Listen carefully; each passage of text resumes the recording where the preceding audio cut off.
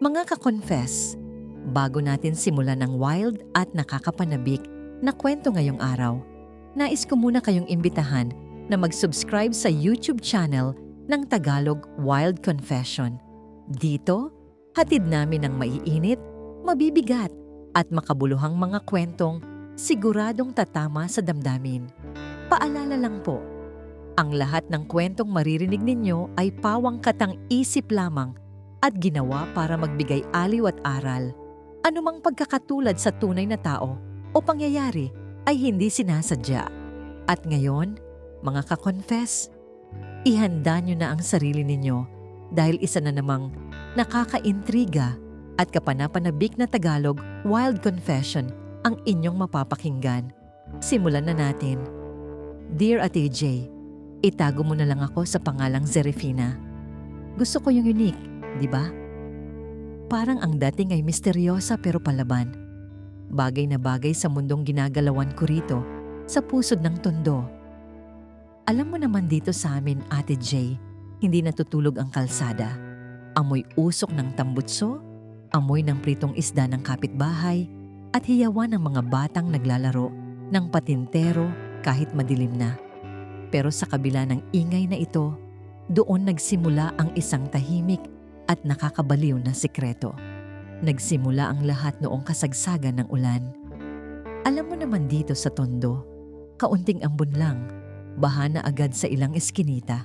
Dahil wala akong magawa sa loob ng maliit naming bahay, nakahiga lang ako sa papag, tinitiis ang init kahit umuulan at nakatitig sa screen ng cellphone ko. Doon ko nakilala si Exodus. Unique rin, di ba? Parang pangalan ng isang bagong mundong lilipatan ko. Nagkakilala kami sa isang random chat app. Wala lang, pampalipas oras. Akala ko, nung una, isa lang siyang manyakis na naghahanap ng mapaglilibangan. Pero iba siya, Ate J. Malalim siyang kausap. Alam mo, Zerefina, minsan ang pinakamalayong distansya ay hindi yung kilometro sa pagitan ng dalawang tao, kundi yung pader na itinayo nila para hindi sila masaktan. Sabi niya sa akin sa chat. Napangiti ako. Sabi ko sa sarili ko, wow, makata si kuya. Gabi-gabi kaming nag-uusap. Mula sa paborito naming ulam hanggang sa mga pangarap namin sa buhay na tila kay hirap abutin dahil sa hirap ng buhay. Ang hindi ko alam, habang tinatype ko ang mga salitang matutulog na ako Exodus, ay iisang hangin lang pala ang nilalanghap namin. Isang gabi, habang magka-chat kami, nabanggit niya ang isang bagay na nagpatigil sa paghinga ko. Zerefina, naririnig mo ba yung aso na kanina patahol ng tahol? Nakakarindi, no? Parang may nakikita siyang hindi natin nakikita. Nanlamig ako, Ate J, kasi sa mismong sandaling yon, sa tapat ng bintana ko, yung aso ni Aling Ising na si Bulldog ay kanina pa rin nagwawala. Kinabahan ako, pero pilit kong binaliwala. Baka nagkataon lang, bulong ko sa sarili ko, pero nasundan pa yon. Ang bango ng niluluto niyong hapunan, amoy tuyo na may suka. Chat niya uli.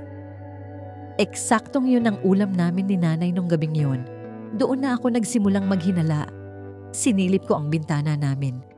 Ang tapat ng bahay namin ay isang lumang apartment na may 3 palapag. Maraming nangungupahan doon. May mga construction worker, may mga estudyante, at may mga pamilyang siksikan. Sino sa kanila si Exodus?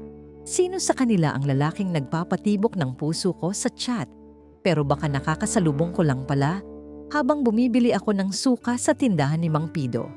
Isang hapon, naglakas loob akong magtanong, Exodus, taga saan ka ba talaga? Ang sagot niya, malapit lang ako, Zerefina. Mas malapit pa sa inaakala mo.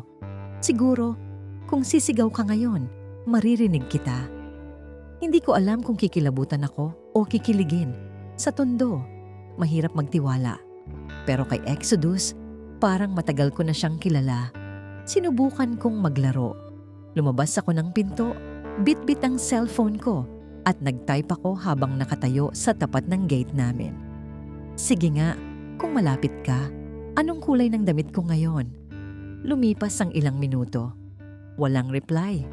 Kinabahan ako. Akala ko nagbibiro lang siya. Pero biglang nag-vibrate ang phone ko. Kulay dilaw na sando at nakatali ang buhok mo. May hawak kang baso ng tubig at tinitignan mo ang bintana sa tapat mo. Tama ba, Zerefina? Napabitaw ako sa basong hawak ko, Ate Jay. Nabasag ito sa semento. Hindi dahil sa takot, kundi dahil sa halo-halong emosyon. Tumingala ako sa tapat na apartment. May isang anino sa ikatlong palapag na mabilis na nag-iwas ng tingin at isinara ang kurtina. Doon ko napagtanto, ang lalaking nagpapatibok ng puso ko sa mundo ng internet ay ang misteryosong kapitbahay ko na hindi ko man lang nabibigyan ng pansin. Nanginginig ang mga kamay ko habang pinupulot ang mga bubog ng nabasag na baso sa semento. Bawat piraso ng kristal ay parang sumasalamin sa kaba at pananabik na nararamdaman ko. Sino siya? Sino ang lalaking nasa likod ng kurtinang yon? Hindi ako nakasagot sa chat niya. Pumasok ako sa loob ng bahay na parang hinahabol ng plansa ang puso ko sa bilis ng tibok nito. Zerefina, ano yung nabasag? Mag-ingat ka nga. Sigaw ni nanay mula sa kusina habang naghihiwa ng sibuyas. Wala nay, baso lang. Nadulas lang sa kamay ko. Sagot ko. Pero ang totoo, ang isip ko ay nasa ikatlong palapag ng apartment sa tapat. Hindi ako makatulog nung gabing iyon. Nakatitig lang ako sa kisame naming may mantsa na ng tagas ng ulan. Kinuha ko ang cellphone ko. 12:00 na ng hating gabi. Sa tondo, ito ang oras na nagsisimula ang ingay ng mga lasing sa kanto. Pero sa chatbox namin ni Exodus, may kakaibang katahimikan. Nag-type ako. Exodus, ikaw ba yung nasa ikatlong palapag?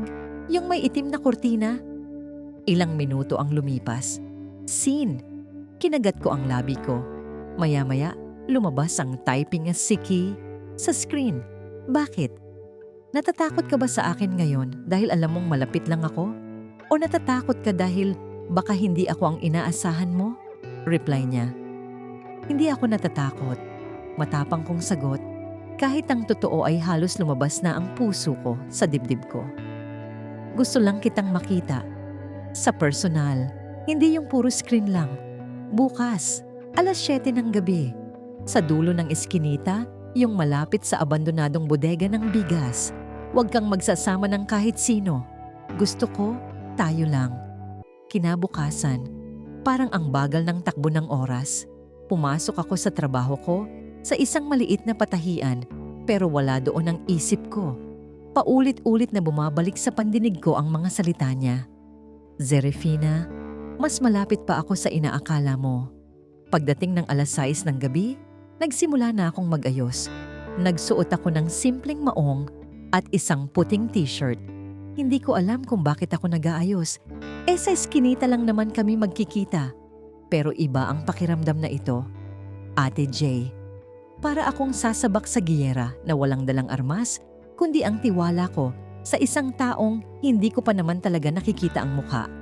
Eksaktong 7:00, naglakad ako patungo sa dulo ng eskinita. Madilim doon. Ang tanging liwanag lang ay mula sa isang pundidong poste ng ilaw na kumukurap-kurap pa. Amoy luma at amoy alikabok ang paligid. Huminto ako sa tapat ng malaking pintuan ng bodega. Exodus? Tawag ko. Mahina lang, halos bulong. Walang sumasagot. Ang tanging naririnig ko ay ang ingay ng mga kuliglig at ang malayong busina ng mga jeep sa kalsada. Akala ko na Indian ako. Akala ko pinaglalaruan lang niya ako. Tatalikod na sana ako nang biglang may marinig akong yabag ng sapatos sa likuran ko. Sabi ko na nga ba, mas maganda ka sa personal kaysa sa mga blurred na photos mo sa profile.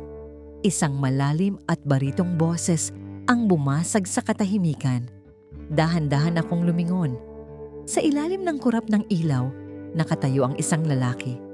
Matangkad siya, medyo moreno, at may mga matang tila may dalang sariling kwento.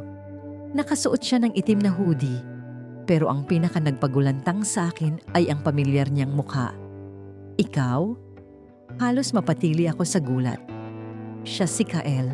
Ang lalaking laging nakatambay sa tapat ng sari-sari store ni Mang Pido.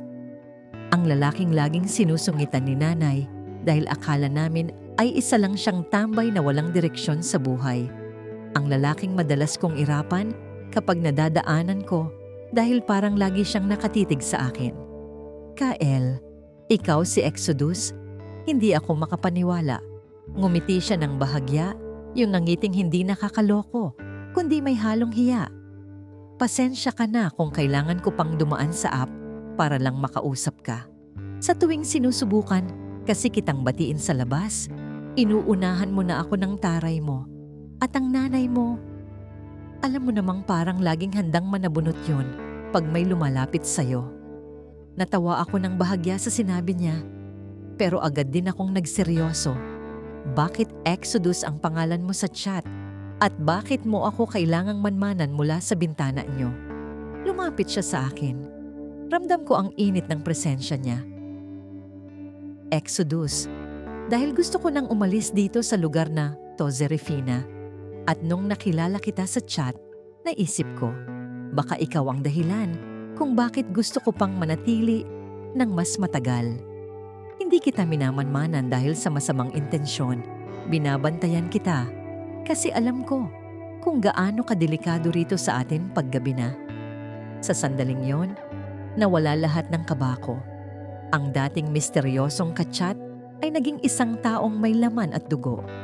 Pero bago pa man kami makapag-usap ng mas malalim, biglang may sumigaw mula sa bungad ng eskinita. Zerefina, anong ginagawa mo rito sa dilim kasama ang tambay na yan? Boses yun ni nanay. At may hawak siyang walis tambo. Mabilis akong hinila ni Kael sa likod ng isang malaking drum ng tubig. Ang lapit-lapit namin sa isa't isa. Naamoy ko ang bango ng sabon niya na humahalo sa amoy ng ulan. Ang bilis ng tibok ng puso ko. Pero sa pagkakataong ito, hindi dahil sa takot sa dilim, kundi dahil sa init ng kamay niya na nakahawak sa braso ko. Magtago ka, Zerefina. Pag nakita tayo ng nanay mo, tapos na ang usapan nating dalawa, bulong niya sa mismong tainga ko. Nanatili kaming tahimik habang naririnig namin ang papalayong mga hakbang ni nanay na galit na tinatawag ang pangalan ko. Nung masigurado naming wala na siya, huminga kami ng malalim. Muntik na yon, sabi ko habang natatawa. Muntik na rin akong mamatay sa kaba, sagot niya habang nakatingin ng diretso sa mga mata ko. Pero Zerefina, ngayong alam mo na kung sino ako, itutuloy pa ba natin to? O magiging magkapit-bahay na lang tayo na parang walang nangyari? Hinawakan ko ang laylayan ng hoodie niya. Sa tingin mo ba hahayaan kitang makawala pagkatapos mong malaman ang lahat ng sikreto ko sa chat? Doon nagsimula ang aming lihim na pagkikita. Tuwing gabi, pagkatapos ng trabaho at kapag tulog na si nanay, dadaan ako sa likod ng bahay namin. Dadaan sa butas ng bakod para lang makipagkita sa kanya sa rooftop ng apartment nila. Doon, sa itaas ng tundo, habang nakatanaw sa mga ilaw ng Maynila, doon mas lumalim ang lahat. Pero hindi ko alam na ang bawat lihim na pagkikita ay may katumbas na panganib. May nakakita sa amin nung gabing yon. Isang taong hindi namin inaasahan. Isang gabi, habang magkatabi kaming nakaupo sa rooftop at pinaghahatiang ang isang supot ng fishballs, biglang tumunog ang phone ni Kael. Isang message mula sa hindi kilalang numero. Binasa niya ito ng malakas. Ang ganda ng view sa rooftop, no? Lalo na kapag kasama mo ang anak ng babaeng nagbabanta sa buhay ko. Namutla si Kael. Tumingin siya sa akin na may halong takot at pag-aalala. Anong ibig sabihin nito, Kael? Tanong ko. Zerefina, may kailangan kang malaman tungkol sa tatay ko at sa pamilya niyo. Hindi lang ito basta pag-iibigan ng magkapit-bahay. May atraso ang nakaraan sa ating dalawa. Nabitawan ni Kael ang supot ng fishball at kumalat ang sarsa sa semento ng rooftop na parang sariwang dugo. Ang mga mata niya na dati ay puno ng paghanga sa akin, ngayon ay nababalot ng matinding takot at pagsisisi. Anong atraso, Kael? Sabihin mo sa akin. Pagpipilit ko habang hinahawakan ko ang magkabilang balikat niya. Huminga siya ng malalim. Ang kanyang boses ay nanginginig na. Ang tatay ko, siya ang dating foreman sa construction site kung saan na-aksidente ang tatay mo 10 taon na ang nakakaraan. Sabi ng lahat, kasalanan ng foreman kung bakit bumigay ang scaffolding. Ang nanay mo ang nanguna sa pagpapakulong sa tatay ko. Nawasak ang pamilya namin, Zerefina. Kaya kami lumipat dito sa Tondo para magtago, para magsimulang muli sa ilalim ng ibang pangalan. Napaatras ako. Ang tatay ko, ang dahilan kung bakit kami mag-isa ni nanay ngayon. Kaya pala ganun na lang ang galit ni nanay sa mga tambay at sa mga taong taga-apartment na yon. Ang pader na sinasabi ni Kael sa chat noong una ay hindi lang pala pader ng emosyon, kundi pader ng madilim na nakaraan. Kaya ba Exodus ang pangalan mo? Tanong ko, habang umaagos na ang luha sa mga mata ko. Oo, dahil gusto ko nang makatakas sa kasalanang hindi ko naman ginawa. Pero dala-dala ko dahil sa apelyido ko, sagot niya. Pero nung nakita kita, nung nakilala kita sa chat, hindi ko alam na ikaw pala ang anak ng taong pinakagalit sa pamilya ko. Zerefina, mahal kita, pero ang mundo natin ay binuo sa ibabaw ng mga guho. Biglang bumukas ang pinto ng rooftop. Hindi si nanay ang lumabas, kundi ang kapatid ni Kael na si Jojo, hingal na hingal at hawak ang kanyang cellphone. Kael, si tatay, nakalaya na sa probinsya. At nalaman niyang nandito tayo, nalaman niyang kinakausap mo ang anak ng mga pumatay sa dangal niya. Pinagbabantaan niya kayong dalawa. Doon ko napagtanto na ang mensaheng natanggap ni Kael ay galing sa sarili niyang ama. Ang pag-iibigan naming nagsimula sa isang simpleng app sa gitna ng baha sa Tondo ay naging isang modernong trahedya. Alam naming hindi kami tatantanan ng nakaraan hanggat nasa loob kami ng iskinita na ito. Zerefina, kailangan nating magpasya, sabi ni Kael habang hinahawakan ang kamay ko sa gitna ng dilim. Maaari tayong manatili rito at hayaang sirain tayo ng galit ng mga magulang natin o maaari tayong lumayo. Isang tunay na exodus. Noong gabing iyon, hindi ako bumalik sa loob ng bahay namin. Nag-iwan lang ako ng sulat kay nanay, humihingi ng tawad at nangangakong magpapaliwanag balang araw kapag humupa na ang galit. Bit-bit ang isang bag ng damit at ang cellphone kung saan kami unang nagka-chat. Sumama ako kay Kael. Sumakay kami ng huling biyahe ng bus paalis ng Maynila, palayo sa ingay, palayo sa amoy ng tuyo at baha ng Tondo, at palayo sa mga multo ng aming mga magulang. Mahirap ang buhay sa labas, Ate J. Maraming beses kaming nag-away, maraming beses kaming kinapos, pero sa tuwing titingnan ko si Kael, naaalala ko, yung gabing akala ko ay estranghero siya. Yun pala, ay siya ang tanging taong nakakakilala sa tunay na ako. Minsan, ang pag-ibig ay hindi lang paghahanap ng makakasama, kundi paghahanap ng lakas para iwanan ng lahat para sa taong nagparamdam sa'yo na hindi ka nag-iisa sa mundo. At yan ang kwento ni Zerefina, ang babaeng nahanap ang kanyang exodus sa kabila ng pader ng kanilang mga kapitbahay. Mga ka-confess, at diyan na nagtatapos ang ating kwento para sa araw na ito. Isang kwento ng pag-ibig na sinubok ng nakaraan, ngunit pinatunayan na ang pusong nagmamahal ay laging makakahanap ng paraan upang makatakas sa anumang kulungan ng galit. Maraming salamat sa inyong walang sawang pakikinig at pagsama sa akin sa bawat emosyong ating binabagtas. Hanggang sa susunod nating kwentong Tagalog Wild Confession, naway baunin ninyo ang aral na ang pagpapatawad ay ang tunay na susi sa kalayaan. Huwag niyong kalimutang mag-subscribe dito sa aming YouTube channel ng Tagalog Wild Confession at i-hit ang bell icon para laging updated sa mga pinakabagong uploads. I-follow na rin ang aming Facebook page na Tagalog Wild Confession para sa mas marami pang updates at pakikipag-ugnayan sa ating komunidad. Muli, ako si Ate J nagpapasalamat at nagpapaalam. Hanggang sa muli, mga ka-confess, stay wild and keep the faith.